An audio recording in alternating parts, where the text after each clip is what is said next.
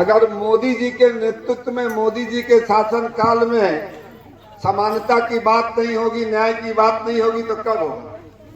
बात सही है ना? प्रधानमंत्री जी का जन्मदिन मनाने के लिए सेवा पखवाड़ा 17 सितंबर से लेकर 2 अक्टूबर माननीय प्रधानमंत्री जी के जन्मदिन से लेके राष्ट्रपिता महात्मा गांधी के जन्म दिवस तक एक सेवा पखवाड़ा का आयोजन किया है। उसको गति देने के लिए उत्तर प्रदेश के मुखिया आदरणीय योगी जी ने आज स्वास्थ्य मेले का आज से लंबे अरसे पहले जिनके नेतृत्व में निर्माण हुआ, ऐसे हम लोगों के नेता आदरणीय शिवधानी जी का मैं स्वागत करता हूं, अभिनंदन करता हूं।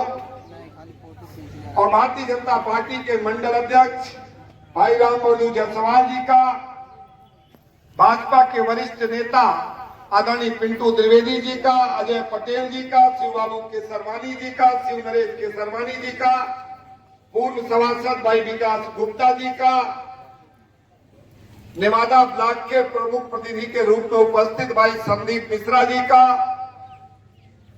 और इस कार्यक्रम के आयोजक प्रयोजक जिनके नेतृत्व में इतना सुंदर और शानदार कार्यक्रम आयोजित है, ऐसे जिले के मुख्य चिकित्सा अधिकारी आदरणीय सुपेंद्र राय जी और आयुष्मान कार्ड के डिस्ट्रिक्ट कोऑर्डिनेटर आदरणीय हिमांशु भूषण जी, उनके सहयोग के लिए लगे डॉक्टर ओम त्रिपाठी जी और इस कार्यक्रम में उपस्थित सभी सम्मानित सभासदगण,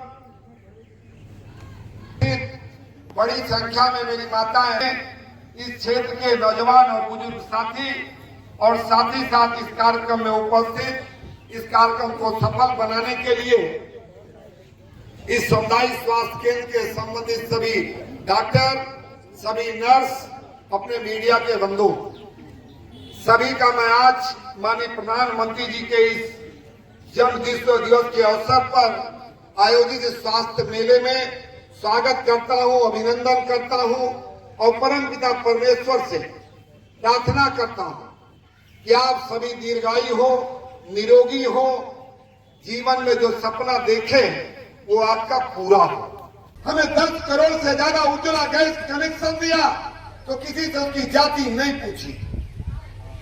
हमें 11 करोड़ से ज्यादा शौचालय दिया तो हमने किसी से इस आधार पर निर्णय नहीं लिया कि कौन किस जाति का है, कौन धर्म का है, कौन क्षेत्र का है।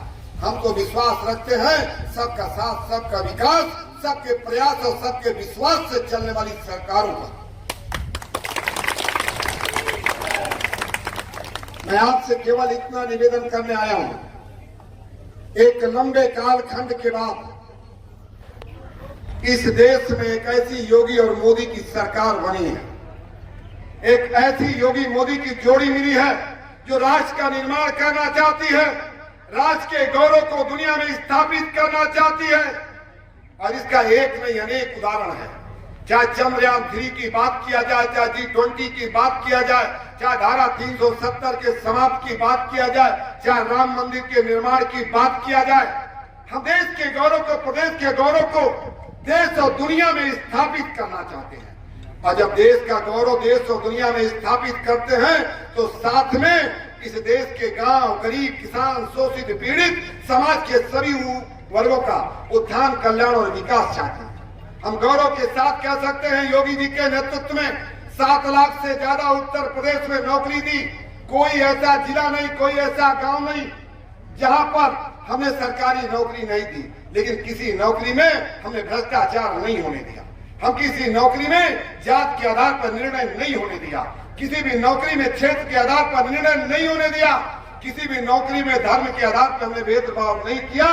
जो पात्र है उसको मिलना चाहिए और उसके लिए सरकार ने काम किया है। जब आज महिला सशक्तिकरण की बात की जाती है तो पार्लियामेंट में मैंने खड़े होकर कहा था कि माननीय प्रधानमंत्री 33% आरक्षण देते हैं, उससे पहले ही इस देश की आधी आबादी को सम्मान देना चाहते हैं, इस देश की आधी आबादी को बचाना चाहते हैं। हरियाणा के जिंद के धरती पे खड़े होकर जब प्रधानमंत्री कहते हैं इस देश की बेटी को बचाना भी है, इस देश के बेटी को पढ़ाना भी है और इस देश की बेटी को बढ़ाना भी है, तो आज मैं इस पवित्र स्थान पे खड़े होकर कह सकता हूँ कि 9 साल पहले प्रधानमंत्री जी ने जो कहा था वो करके दिखाया। जब बेटी बचाओ बेटी अभियान की शुरुआत होती है तो आज देश में लिंगानुपात में सुधार आता है। जब बेटी की गरिमा की बात की जाती है तो उसको शौचालय दिया जाता है। जब बेटी के स्वास्थ्य की बात की जाती है तो उसको निःशुल्क रसोई कनेक्शन दिया जाता है। और जब बेटी की गौरव की बात की जाती है तो 4 करोड़ से ज्यादा प्रधानमंत्री आवास देते हैं। और जब बेटी को पढ़ाने की बात आती है तो 33% आरक्षण देके उसको देश और दुनिया के साथ कदम ताल मिलाने के लिए उसका अभिनंदन करते हैं। मैं इतने कहते हुए आप सबका धन्यवाद भी करने आया हूं, आभार करने आया हूं। धन्यवाद और आभार किस बात का? धन्यवाद और आभार इस बात का कि अगर आपके एक वोट का आशीर्वाद न मिला होता तो क्या गरीबों को आवास मिल पाता? क्या बताइए। अगर प्रधान आपने एक वोट का आशीर्वाद नहीं दिया होता तो क्या इस देश में शौचालय का निर्माण हो पाता? क्या अगर आपके एक वोट का आशीर्वाद न मिला होता तो प्रधानमंत्री आवास बन पाता? क्या अगर आपके एक वोट का आशीर्वाद न मिलता तो किसानों को किसान सम्मान निधि मिल पाती? क्या अगर आपका एक वोट का आशीर्वाद न मिलता तो क्या 11 करोड़ लोगों का आयुष्मान कार्ड बन सकता था? क्या अगर आपके एक वोट का आशीर्वाद न मिलता तो ये 5 फुट 5 इंची का व्यक्ति दुनिया के सबसे बड़े लोकतंत्र देश की सबसे बड़ी पंचायत में नहीं पहुंच सकता था। इसलिए आपका अभिनंदन करने आए हैं, आपका धन्यवाद करने आए हैं और आपका आभार व्यक्त करने आए हैं, आपसे सहयोग और अपेक्षा करने आए हैं कि लंबे समय के बाद योगी मोदी की सरकार बनी है। 2024 का चुनाव सर पर, अभी लोग आएंगे कोई जात के नाम पे, कोई धर्म के नाम पे, कोई क्षेत्र के नाम पे, कोई भैया भतीजावाद के नाम पर आपसे आपका अमूल मत मांगने आएगा। मैं आपसे यही निवेदन करने आया हूं, जब कोई वोट मांगने आए तो उसे जरूर पूछिएगा, उसे जरूर पूछिएगा कि देश की आजादी के 75 सालों तक कौशाम्बी का विद्युतीकरण क्यों नहीं हुआ। उसे जरूर पूछिएगा देश की आजादी के 75 साल पूरे हो जाने के बावजूद हर घर में नल से जल क्यों नहीं मिला। देश की आजादी के 75 साल पूरा हो जाने पर जो कौशाम्बी का गौरवशाली वैभवशाली इतिहास है देश और दुनिया में स्थापित क्यों नहीं हुआ। बौद्ध सर्किट पहले क्यों नहीं बना, रामायण सर्किट क्यों नहीं बना, कौशाम्बी में मेडिकल कॉलेज क्यों नहीं बना, कौशाम्बी में रोडवेज का डिपो क्यों नहीं बना। उनसे पूछा जाना चाहिए, पूछा जाना चाहिए कि नहीं, पूछा जाना चाहिए कि नहीं। इसलिए मैं आपसे यही निवेदन करने आया हूं कि अब बहुत लोग आएंगे ये कहने या पूछने, उनसे जरूर पूछेगा, कुछ मत करिए। कोरोना के संकट की घड़ी में 80 करोड़ लोगों को 5 किलो निःशुल्क राशन लगातार पिछले 3 साल से देने का काम अगर किसी ने किया है तो देश के यशस्वी प्रधानमंत्री मोदी जी ने किया। और उससे बड़ी बात प्रयाग के कुंभ में जिस तरह से सफाई कर्मियों का पैर धुलने का काम इस देश का प्रधानमंत्री किया है, कभी किसी ने देखा था क्या। काशी विश्वनाथ कॉरिडोर में काम करने वाले श्रमिकों का जिस प्रकार से अभिनंदन देश के प्रधानमंत्री ने किया था, कभी किसी ने सोचा था क्या। इसलिए साथियों आपसे इतना निवेदन करते हुए, विशेषकर की माताओं और बहनों से, क्योंकि प्रदेश के प्रधानमंत्री जी को आप पे बहुत भरोसा है। उनको भरोसा है कि जिस प्रकार से चंद्रयान के लॉन्चिंग में 100 से ज्यादा वैज्ञानिक महिलाओं ने अपना योगदान दिया, उसके लिए प्रधानमंत्री जी ने अभिनंदन भी किया। इसलिए देश के यशस्वी प्रधानमंत्री जी आपको मजबूत करना चाहते हैं, आपको सशक्त करना चाहते हैं, आपके सरकार में हिस्सेदारी और भागीदारी चाहते हैं।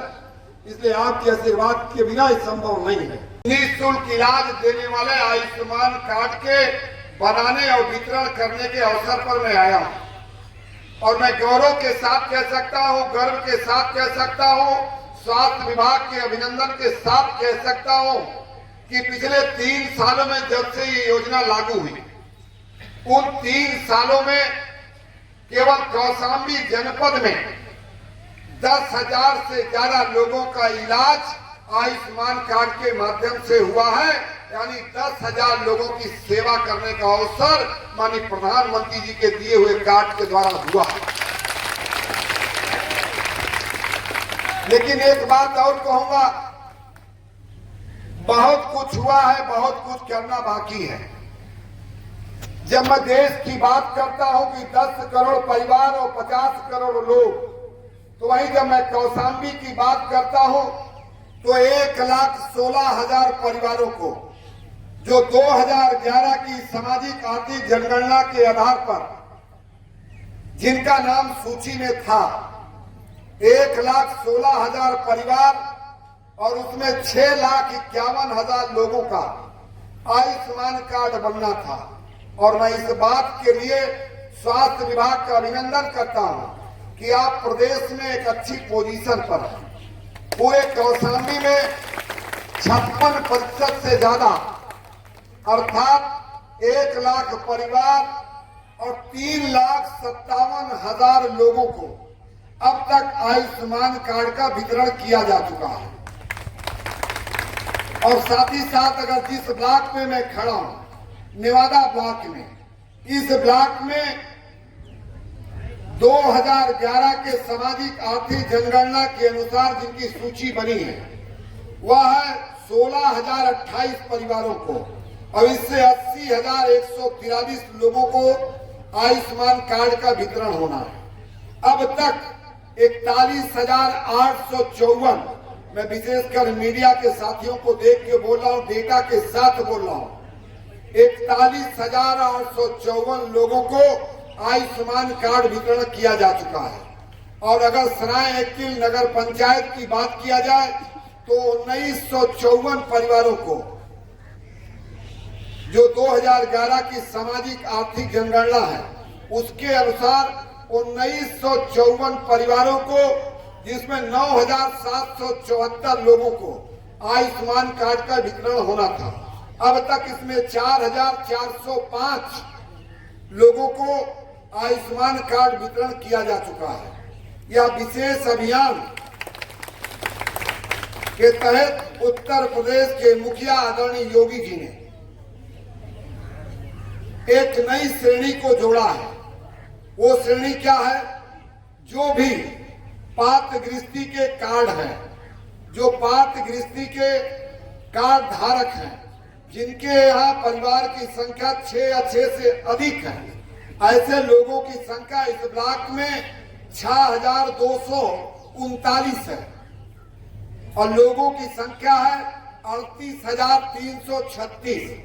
अर्थात अभी ये नए श्रेणी को जोड़ा गया है, तो 38,336 लोगों को ये कार्ड बनने वाला है और 80,143 में से 41,854 लोग में से जो बचे हैं उनका भी आयुष्मान कार्ड बनना है। मैं यहाँ पे शुरू कर अपनी बात कहना चाहता हूँ कि यहाँ पे चाहे मीडिया के साथी हो, चाहे समाज के जागरूक लोग हो, चाहे समाज का राजनीतिक कार्यकर्ता हो, चाहे समाज का सामाजिक कार्यकर्ता हो, चाहे मेरी कोई माता और बहनें हो, सबकी नैतिक जिम्मेदारी बनती है कि जब देश के यशस्वी प्रधानमंत्री ने देश के सभी लोगों को आयुष्मान का कार्ड का लाभ पहुंचाना चाहते हैं, बिना जाति का भेद किए, बिना संप्रदाय का भेद किए, बिना क्षेत्र का भेद किए, कौन बूथ हारे हैं कौन बूथ जीते हैं उसके बिना भेद किए, तो हम सब की नैतिक जिम्मेदारी बनती है। जब देश के यशस्वी प्रधानमंत्री ने इतना बड़ा संकल्प लिया है और देश का खजाना देश के गरीबों के लिए खोला है, तो हमारी नैतिक जिम्मेदारी बनती है कि जिसका भी नाम सूची में है वो कोई छूटने ना पाए। मैं इससे एक कदम आगे बढ़ के कहना चाहता हूं, हमारा दुश्मन भी हो, हमारा विरोधी भी हो, अगर वो आयुष्मान कार्ड में पात्रता सूची में नाम रखता है तो उसका बनना चाहिए। और मैं फिर कहना चाहता हूं, यह कार्यक्रम आपको एक यशस्वी बनाएगा। जिस गरीब की, जिस गरीब के माता की बेटी की इज्जत जान बचेगी, निश्चित रूप से वो जीवन भर आपको आशीर्वाद देगा। यह काम केवल राजनीतिक रूप से नहीं, सामाजिक रूप से नहीं, ये आपके पूर्ण के भागीदारी में बनाने वाला ये कार्य है। इसलिए समाज के सभी लोगों को मैं आह्वान करता हूं, निवेदन करता हूं, प्रार्थना करता हूं कि हम लोग इसको एक आंदोलन का रूप दें। कोई बचना नहीं चाहिए। सरकार पूरी तरह से गरीबों के साथ खड़ी है। जब सरकार जात के नाम पे, धर्म के नाम पे, क्षेत्र के नाम पे कोई भेदभाव नहीं करती, तो हम आपसे भी अपेक्षा करते हैं, आपसे भी निवेदन करते हैं, प्रार्थना करते हैं कि इस कार्यक्रम को आप लोग एक जन आंदोलन बनाइए जिससे कोई गरीब छूटने ना पाए।